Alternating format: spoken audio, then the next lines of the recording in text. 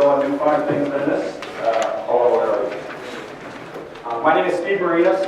I am the Metering Technology Group Manager for Dakota Supply Group. We cover western Wisconsin, Minnesota, Iowa, Nebraska, North and South Dakota.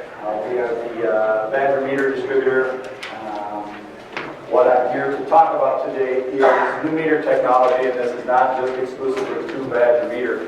It's kind of just things that are new in the metering industry. I have been doing this summer. It'll be 20 years that I've been selling exclusively meters and automated metering technology.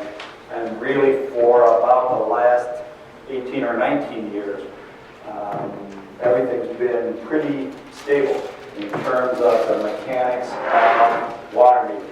I mean, this type of meter here, positive displacement meter, whether it's a rotating disc or an oscillating piston, that technology has been around for a long time. It still is around and probably will continue to be around for our lifetimes. And it works great. I mean, that's one of the things in the United States. We have a way of proving or showing people whether or not something works, because if it doesn't work, we just won't buy it. Obviously, the positive displacement water meter is something that works because it's been around for a long time and continues to be the dominant form of metering technology in the United States. Just in the last couple of years, though, there has been a couple of exciting changes, or a couple of products that have come onto the market that have the potential to fundamentally change the metering industry as we know it as salespeople and as you know it as water operators. The first one of those that we're going to talk about, and probably what we'll talk about the most, is the idea or the concept of electronic water meters. They're also known as static water meters, mostly because they have no moving parts. New electronic meters that are out there, they're a solid state meter. There is no disc to nutate or piston to oscillate. There is no more maintenance to do on meters. It's kind of one piece. You put it in, it turns itself on, and it works for 20 years, and then you move on to the next technology. So again, this is something that probably we first started seeing this in the industry a couple of years ago.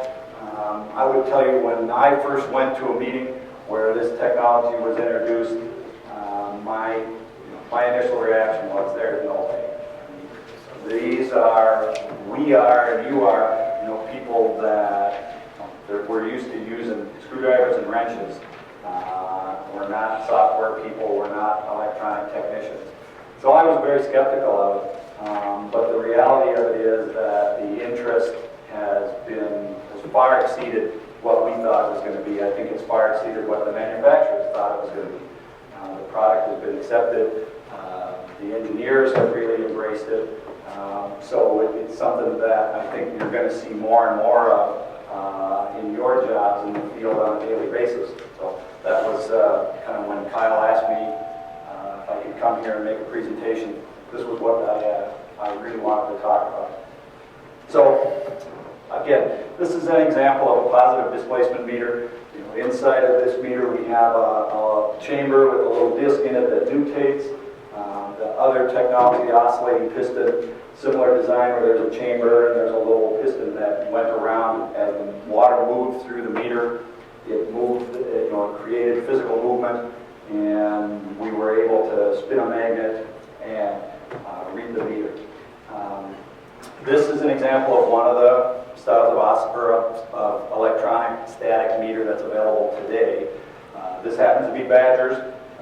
It's what they call their E-Series meter. And it is a solid state electronic meter. I can pass it around if you want to look at it. There's not very much to see. There's some things that we'll kind of cover in the presentation up on the screen. So if you don't get a chance to see it right away, don't panic. Plus I'll have it around and you can take a look at it. But basically, with the solid state metering, kind of one of the The biggest fundamental difference with this meter, with all positive displacement meters throughout history, one of the things that was a given was that over time the meters were going to slow down and eventually wear out and probably stop working.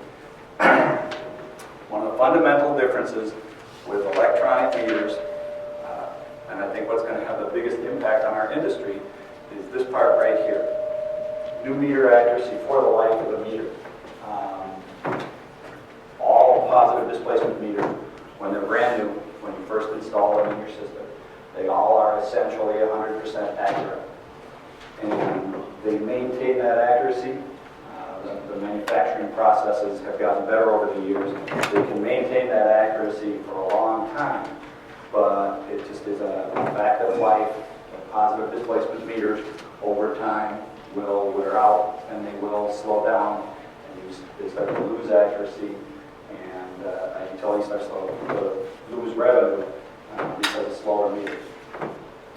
With the solid state meters, the accuracy curve that we have when we take that meter out and first install it, 10 years later and 15 years later and 20 years later, that meter is still as accurate as it was the first day that it was installed.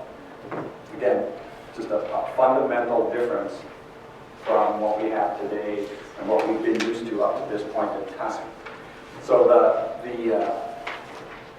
the other, kind of going in, one of the big differences with electronic meters is they're extremely accurate, particularly at low flow, where we have the ability to register what we call ultra low flow accuracy.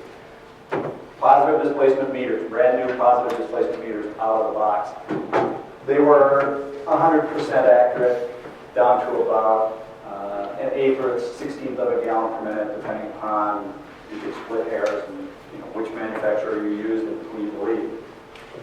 The solid state meters have a low flow accuracy rating of down to 0.05 of a gallon per minute. So basically, every drop of water that goes through these meters, we're metering, we're measuring, we're accounting for, and hopefully we're billing for.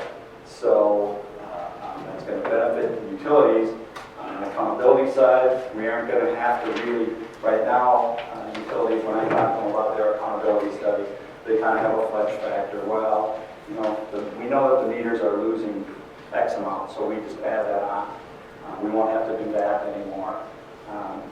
And we're going to, water that used to get through the meter, either unregistered and then eventually unbilled, we're going to be able to bill for every drop of that. So utilities will be able to generate the revenue that they deserve. You're paying to pump that water out of the ground, you're paying to treat it, you're paying to put it into the system. Utilities should be able to generate the revenue that they deserve. And the electronic meters appear to offer the ability to bill for every single drop. So, no moving parts. The idea, unfortunately, the idea of being a good meter mechanic is probably becoming a thing of the past. I mean, as it was in the last 15 years, fewer and fewer people really did in-depth meter maintenance, where they took the meters out and tested them and took them apart and cleaned them and put them back together. We've seen less and less of that. It's kind of become a component business where you can take the meter out and just throw the chamber out, put a new chamber in, or what realistically was happening is take a meter out and throw it away and just replace it. With the solid state meters, there are no moving parts, there are no replaceable parts. There's really nothing that we can do in the field to this meter. It either works or it doesn't, and basically as long as the battery life is there, it's going to work, and it's going to continue to work right up until the battery dies.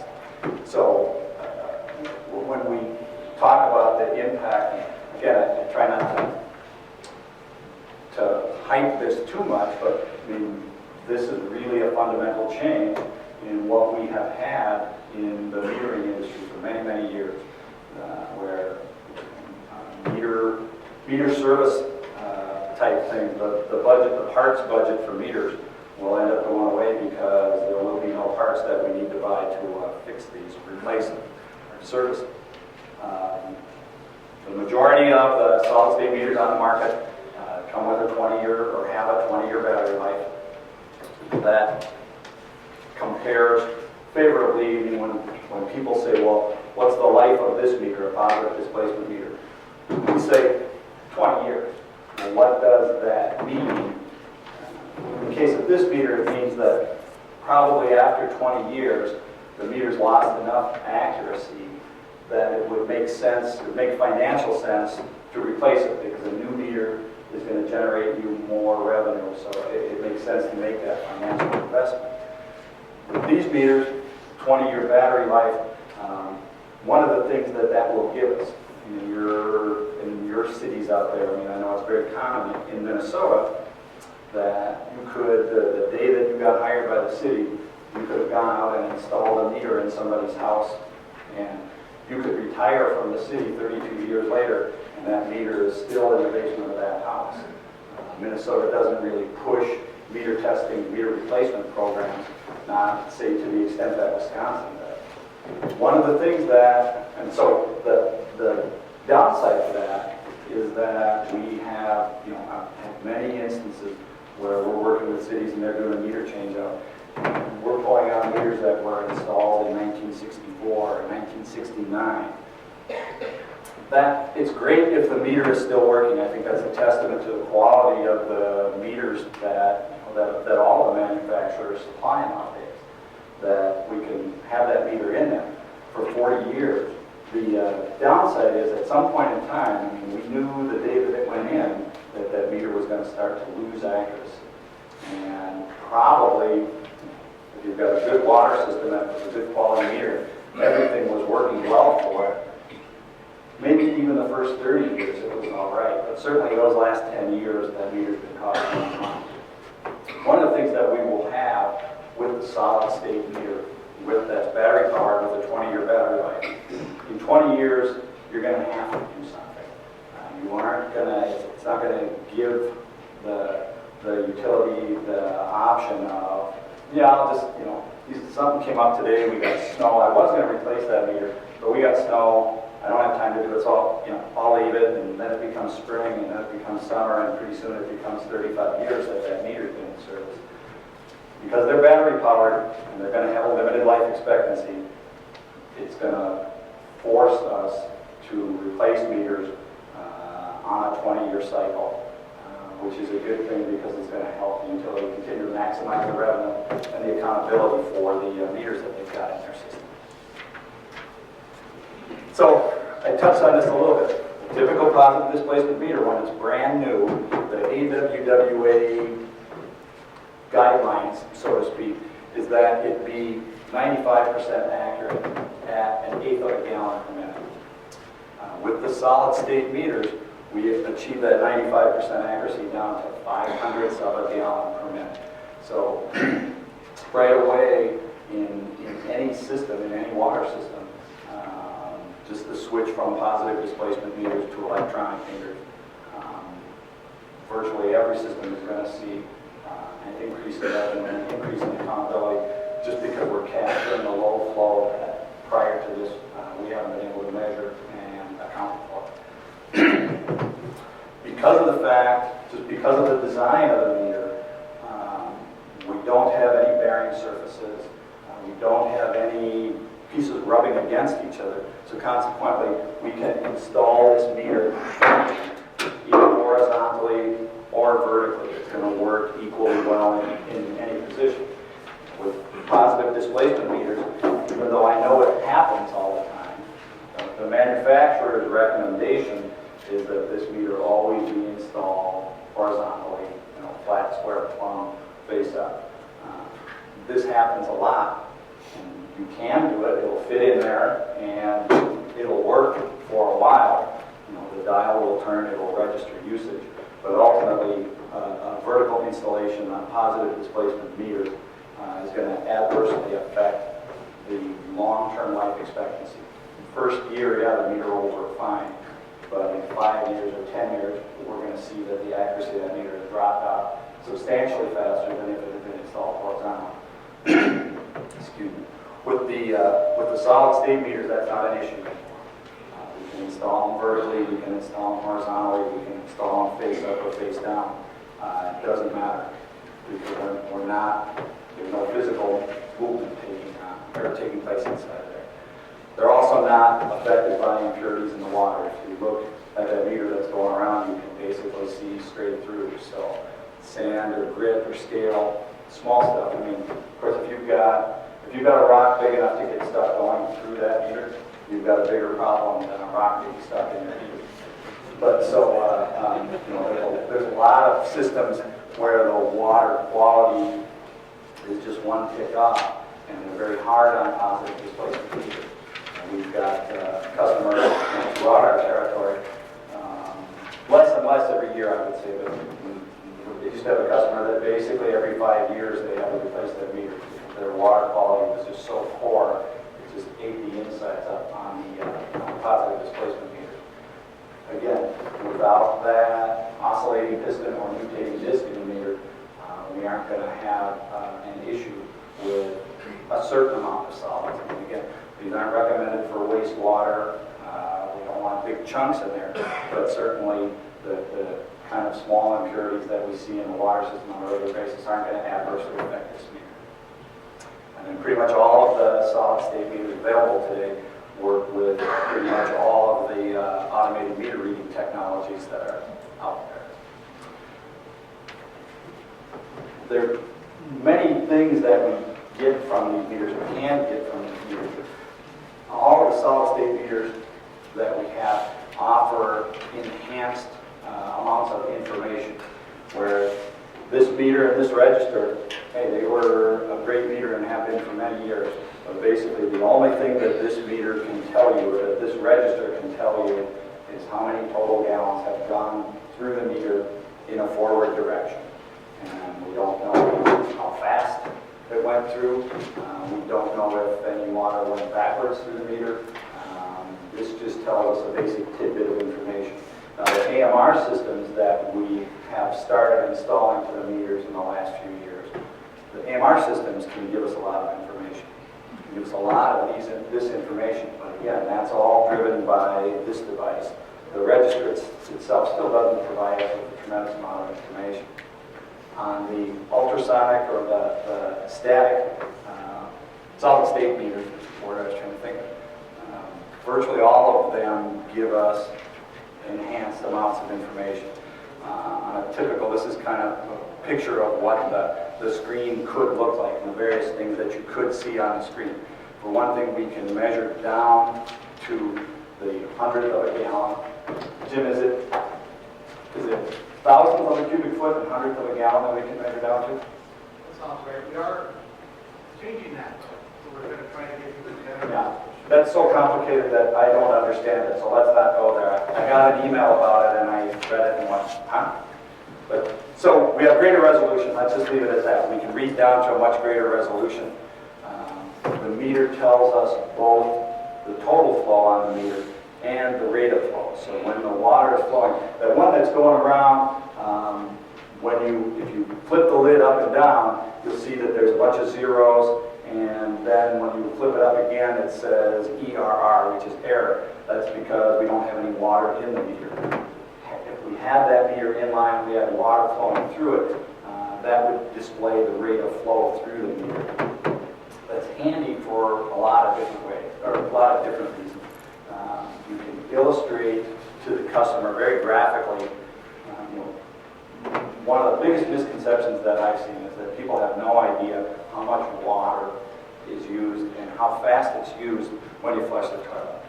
Everybody thinks that when you flush the toilet, it uses about a quart of water and it doesn't flow in there very fast. It just kind of trickles into the toilet. And actually, it uses a gallon of water. And while it's filling the tank, it's flowing probably 5 gallons per minute. So that was kind of one of the uses that I have with this, is we say, look, this is how much water you're using. When you're watering the yard, your hose is flowing at 15 gallons per minute. If you let that thing run for 3 or 4 hours, you're talking a lot of water going through the meter. So the ability to have that rate of flow is really nice. There's a lot of different uses that you can get out of that. The meters are programmable. You can, this don't use liters here, but cubic feet and gallon are going to be probably our most common units of measure in the United States anyway. But these are examples of alarms or warnings that you can get off of a meter.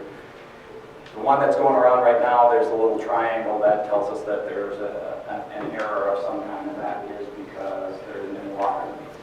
If we had it in line, had water in it, it would go to a check mark which tells us that the meter's fine. This device here is if the meter senses reverse flow.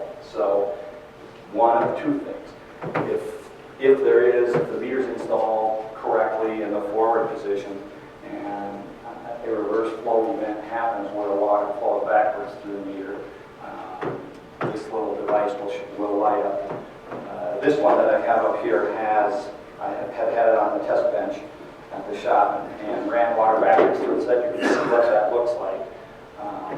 But so that will signify you if everything else looks fine and it appears to be a totally honest customer, then it was probably that they had some kind of a backflow prevent that pushed or sucked water backwards through the meter.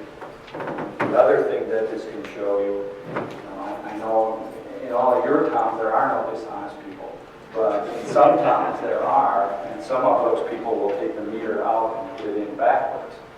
And one of the things that this gives us is the ability to see, no matter what they do, if they put it in backwards and run it for 30 seconds, and they see that this little U-turn pops up, and they go, oh crap, I busted. I'm going to put it back right now. That symbol stays visible. Is it for 60 days, Jim? For 60 days.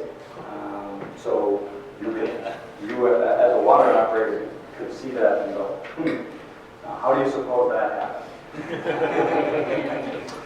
and a lot of these gizmos and tools are the kind of things you don't ever have to do it, but because that group of people in the city that like to like to tinker with their water meters, they have a tendency to get together at the coffee shop and compare notes as to what they did with their water meter and how did it work.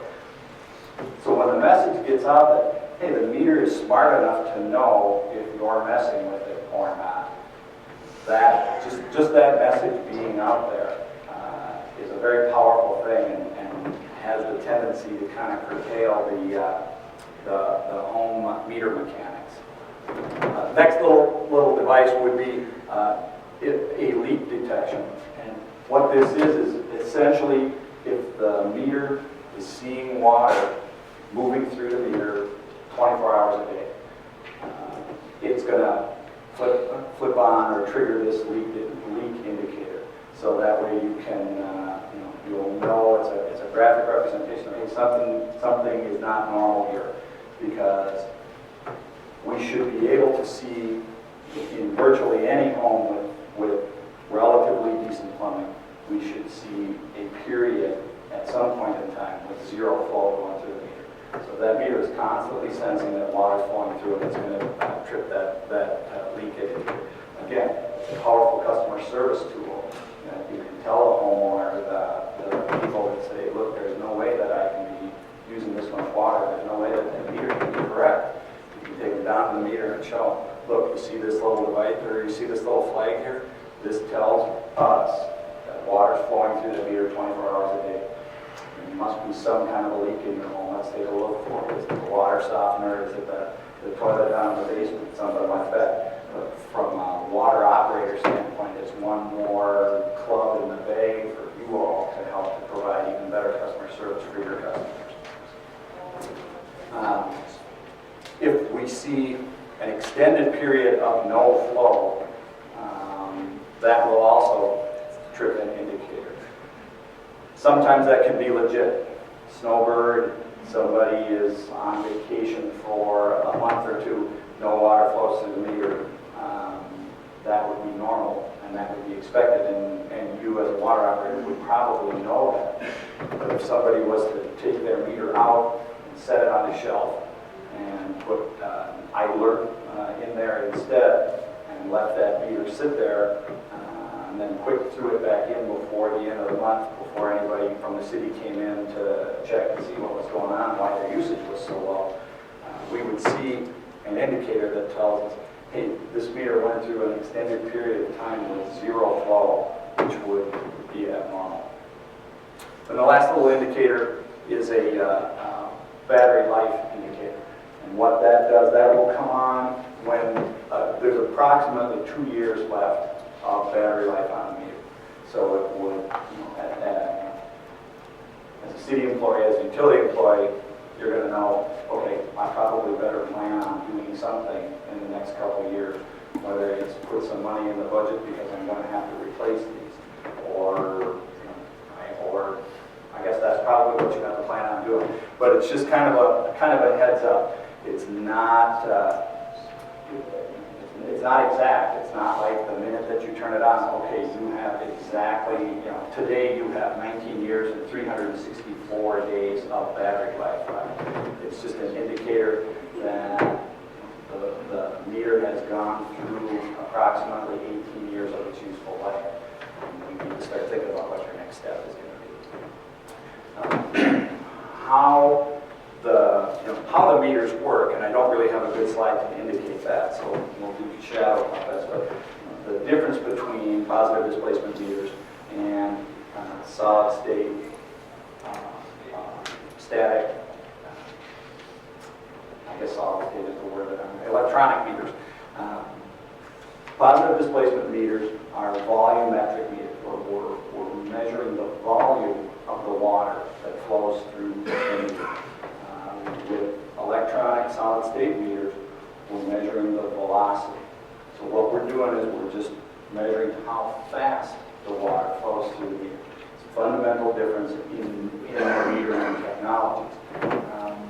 We are able to do it with the technologies that we have available to us and the manufacturing capabilities that we have available to us. We're able to do this. We're able to do it using very little power, and we're able to do it very, very accurately.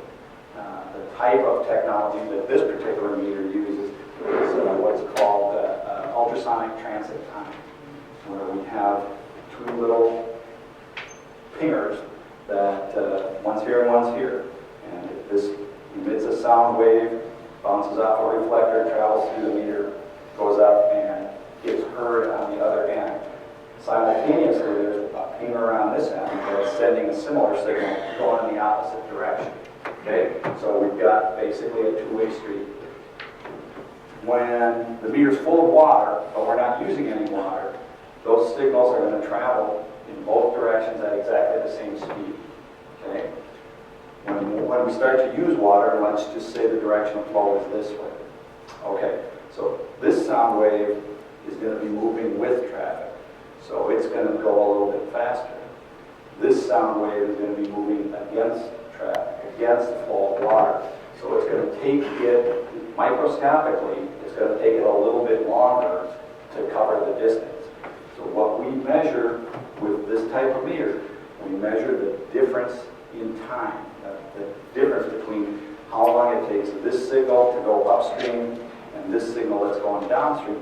We measure that difference, the difference in time there, and we measure that very, very precisely. And the faster the water flows, the longer it's going to take the signal to go upstream, and the shorter, the less time it's going to take the signal to go downstream. So that difference in the transit time is going to expand as the flow of water increases through the meter. And we know the area that the water is traveling through. So we can determine velocity. Area times velocity equals volume. So we arrive at the same point. We're measuring how many gallons. We're just doing it in a different way. This electronically, we can do it much more precisely and to a much higher degree than we can. We have limitations with positive displacement type meters. One of the things that I want to make clear, because the fear that I hear, the thing that I hear is, so the meter manufacturers are discontinuing positive displacement meters. No, that's absolutely not happening. None of the major meter manufacturers, none of my cohorts in crime. Have any of their companies said, we're going to discontinue? This is kind of a new up-and-coming thing, and perhaps in 20 years, this may become the standard and these may be gone. For the short term, the positive displacement meters are too much a part of our lives to discontinue them tomorrow like that. Any questions about electronic meters? Yes. When the battery goes, do you have to change the whole meter, or can you just change the battery? You have to change the whole meter. Batteries are not field replaceable. Yes, sir.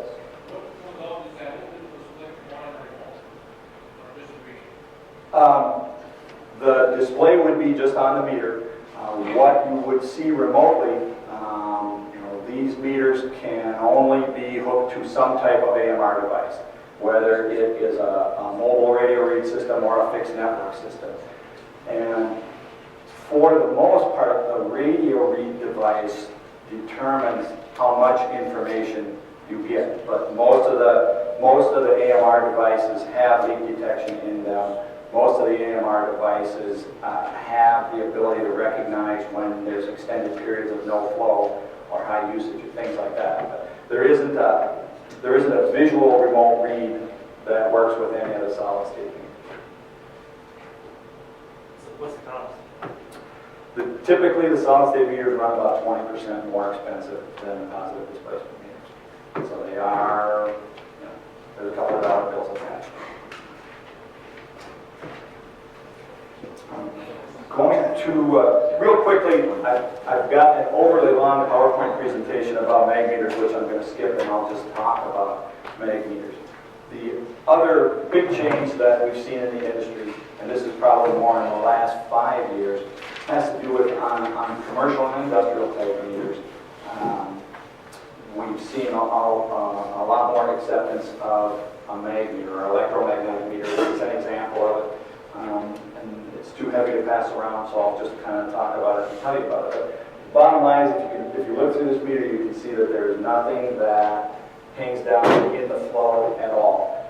Like the static type meters, there are no moving parts with the mag meter. There's just a couple of electrodes on either side of the tube, and then one electrode up near the top that gives us anti-pipe detection. And working on a similar principle, where these are velocity type meters, and we put a charge into the water. This is a big magnetic coil here. So as that charge passes through the coil, it creates kind of a micro voltage that we can measure with the electronics package here. The faster the water moves through, the higher that voltage is, and so then the greater the flow that we can measure with it. Where we have really seen these meters take over and shine is as a replacement for the propeller meters. Like in your well house and in the treatment plants, the propeller meter was kind of the industry standard for many, many years.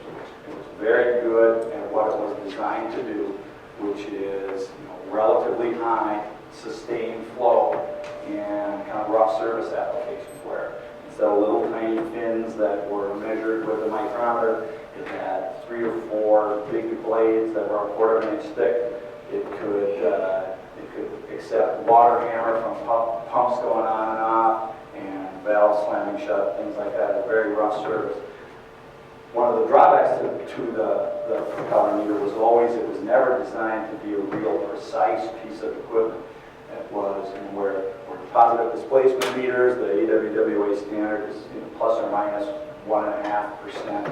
And now with these things, we can get down to a real fine resolution of reading in terms of rate of flow and gallons per minute. That wasn't what propeller meters were designed for. So the low flow accuracy of a propeller meter, even a brand new propeller meter, was never all that great. As time went on, it got worse. Mag meters that are available today that we are now replacing propeller meters with. This meter has an accuracy of plus or minus 1/4%, so 99.75 to 100.25. So these are extremely accurate. Just replacing an old propeller meter with a new mag meter, you're typically going to see an increase in not necessarily revenue, because these aren't usually revenue type meters, but you're going to see an increase in gallons measured of probably 5%. And if it's a, you know, if there were other problems with the prop meter, it might be even bigger than that. With no moving parts, it's you know, there's no maintenance. These things, for the first few years that they were out, kind of the one thing when I would do this presentation, the one drawback that we had to mag meters was that they required AC power. You know, they have to be plugged in. In the last couple of years, the manufacturers, I think a majority of the meter manufacturers in the United States have now come out with battery-powered versions of these. So it's no longer necessary to have AC power at the site where you're going to replace. Okay. So you know, that was kind of, for the last couple of years, that was where, when all else failed, well, we'd like to put in a mag meter, but we don't have AC power, like a custody transfer meter that was out in the middle of nowhere. It would have been very expensive to run a pole out there and run wires just to run this meter. So the prop meter made sense. Nowadays, with the battery-powered mag meter, we can get all of the benefits of the accuracy of mag meter without having to run AC power. So, like the solid-state electronic meters, they can be installed horizontally or vertically. We can get these where the electronics package is separate from the, in our parlance, and I don't really know, these are just kind of badger terms. Other companies might call them other things. We call this the detector, we call this the amplifier. This package would be called, would be referred to as meter mounted, where it's all kind of put together. We can get this where the amplifier is separate up to 300 feet away or 150? 300? Up to 300 feet away. We can get this built in a submersible format where the connections are all potted with an epoxy kind of a thing. So that way this could be in a pit or a vault or a manhole where it gets wet and actually gets submerged 24 hours a day. It's not going to adversely affect it because we can take the electronics, mount that someplace that's high and dry. Doesn't necessarily have to be warm, but warm is nice as well. So this, in terms of, again, when Kyle asked me if I'd like to make a presentation, or if I would make a presentation, I wanted to talk about what's kind of new in the meter industry. There hasn't really been much new in the meter industry for the last 20 years, and now these two things are just fundamental differences from what we've been doing for the last 20 years. I would anticipate going forward, you all will see more and more of these on a pretty regular basis. Questions about mag meters, solid state, electronic meters? Thank you very much, Kyle. Thank you very much for